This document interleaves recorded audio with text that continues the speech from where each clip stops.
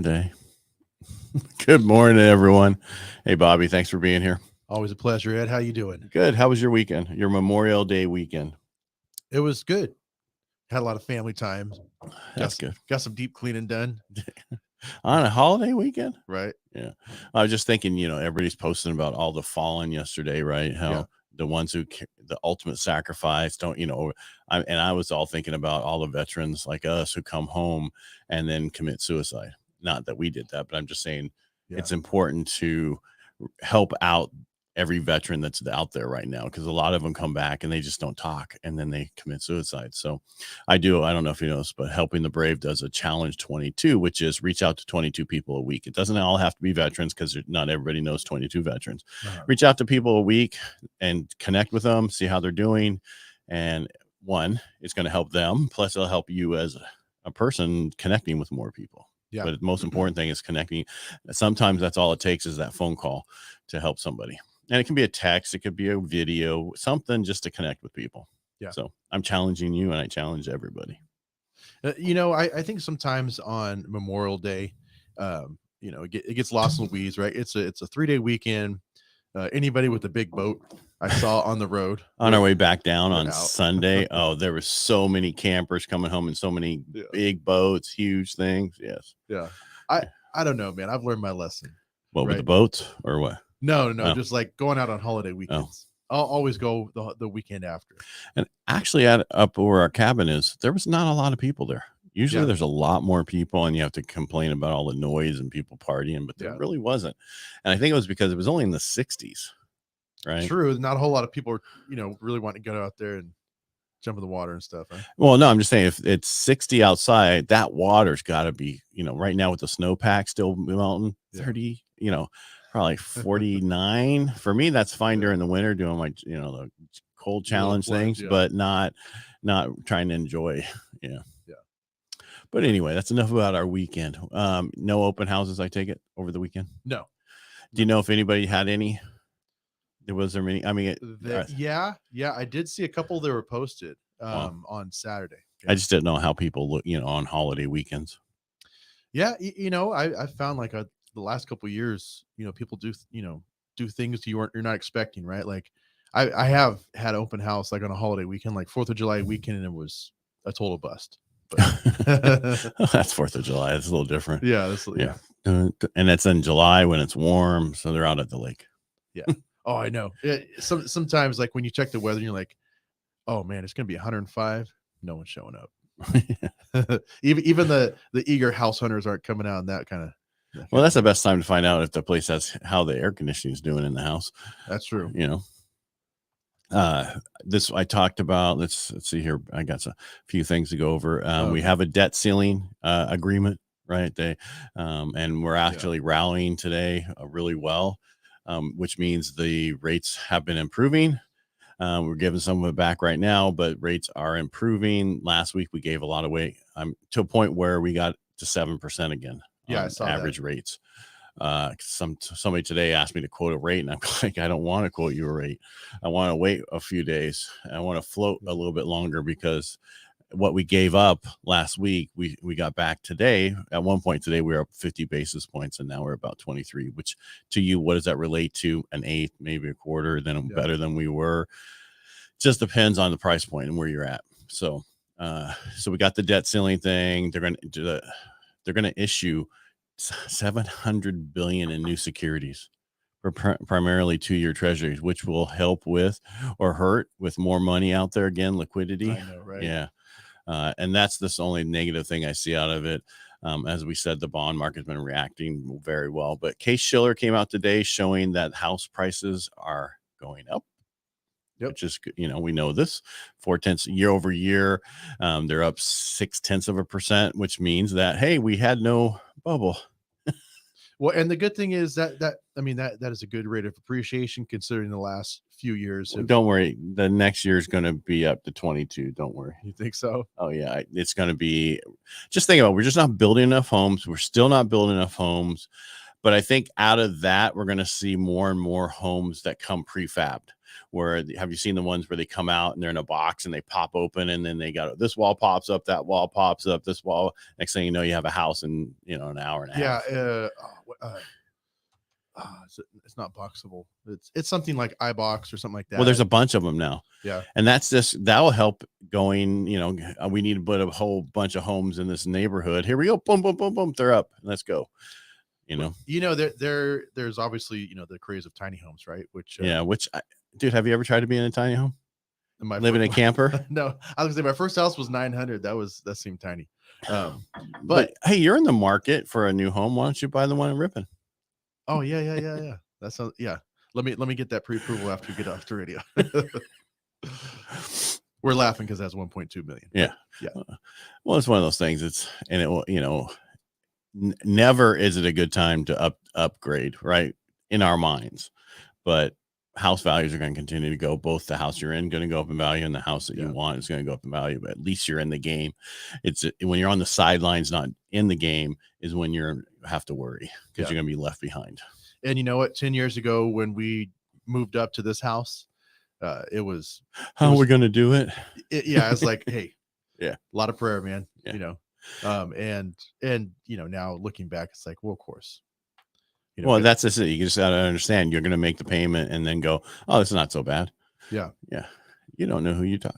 Housing market decline since June of 22. Peak is modest at 2.3%, meaning that nationwide since June of 22, with everybody saying the sky is falling, we're only down 2.3% nationwide. Yeah. That's not California, because that means we're not down in California at all. No, the only time we're seeing, you know, price adjustments is when people were too optimistic about the value of their house, and so we just had to bring it down to where it should have been. Because everybody thinks their baby's pretty. Yeah. Mine are. Of course. Everybody's kids are nice looking. But there's the FHFA, which is the federal housing. Bear with me here. It's one of those things.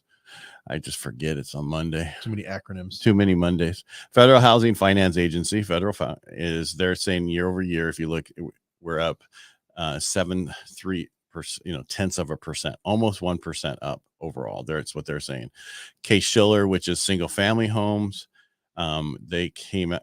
Did I throw that one in there already? No. I'm trying to, sorry. I haven't seen that one yet. Oh, this is what I meant. On this one, this is single family homes only. Oh, okay. That's what I meant to say on that one. The other one is all things. So this is showing that, you know, Case-Shiller is showing, that's the one earlier that I showed back up here. This one here confirms the upward trend, but they're showing that decline is less demand for higher price homes and cash buyer discounts, meaning that nobody's giving cash buyers discounts right now. They're saying pay the full price. Well, that's good. They've seen in the market, hey, it doesn't matter if it's a loan or if it's cash, unless you have to close in a day. Yeah. Well, and I think just people have been burned by cash, you know, too much. Oh yeah, cash buyers are because they'll walk. They don't care. They'll find one thing wrong. I got Mike. Go ahead. I'm sorry. I'm gonna say, if you don't give them a credit for some kind of, you know, pest work or something like that, they say adios. Yeah, it's my money. I know. Take it if I want to or something. Yeah. This week we got a bunch of job stuff coming out Wednesday, Thursday, and Friday. Bureau of Labor Statistic jobs on Friday is probably going to majorly move the market. This is why I was telling people, this is some numbers that we're going to see possibly make the market so much better for rates. Yeah. But it could have the complete opposite too. But we need to show that the job has come down, right? There's not as many jobs as what they say there is. We need to see a tick into that issue with unemployment. We need to see more unemployment. Then everything will show that actually is working what the Fed is doing. I know it's bad, but that's how that works. I know. There was that one leaked Zoom call where basically he said, like, look, we need to have a bunch of people unemployed to bleed this money out of the economy. I'm like, man, that is when you're on the dictating side of it, it sounds like a great plan, right? Come on. No, the problem is you have this one side spending all this money, the other side, which is the Fed, saying we need to cut spend, we need to do this. We're trying to take the liquidity out of the market, and then now you back up here, they're gonna, $700 billion in with securities, right? Treasuries to get more liquidity. We don't want that. We want less liquidity. We want it to be tighter so there's an issue and it slows down. The problem is our government wants to keep spending, period. Yeah. Well, I can say it's like it was last May when rates also started going up, right? And it's like, if you ripped off the Band-Aid and you caused the pain, let's go through the process and make sure this inflation's reduced, where it needs to be, and just quit spending money. Well, the problem is it's not on stuff that we really need. It's on the Green New Deal and all this stuff that is not going to affect the amount of percentage is 0.000062, whatever it's going to affect on our, it's like, why are we wasting that money on that when we could give that money for education, or we give it for, more police officers, more social, whatever is needed in the economy, instead of putting it for that stuff. Yeah. It's all virtual signaling stuff, right? Yeah. Like you said, more police and firefighters, that's never a bad thing. No. And if anyone wants to see how we'll take California example, right? Take a project and way underestimate it. Here we are 8 years later, and now we're $20 billion over budget on this bullet train. It still doesn't go anywhere. No, well, that right. That's well, let's not go there. You don't want to talk about the bullet train? Well, no, the problem is it's a waste of money, and people used it to make themselves feel good. And this is what we're going to do. And this is what we're going to, and realistically, do we really need it? All we need is lower gas prices and leave us alone. Yeah. And let us do what we want and stop doing all this woke stuff. Yeah. And I'm calling Ford out right now because I'm about ready to get rid of my truck. Yeah. Just kidding. No, it's almost paid off. Why would I get rid of it? What they do, I don't care. Right. What people are going to be people. There's nothing we can do about it. Yeah. But what I see here, stop waiting, go get your house, reach out to Bobby and myself, and we'll take care of you. We'll get you the right process to get you going. I'm going to start actual coaching for first time home buyers and other people who want to get into homes. Excellent. A lot of people don't know how to do it. It's going to be very inexpensive, and I'll go through, look at the credit, get everything fixed for them.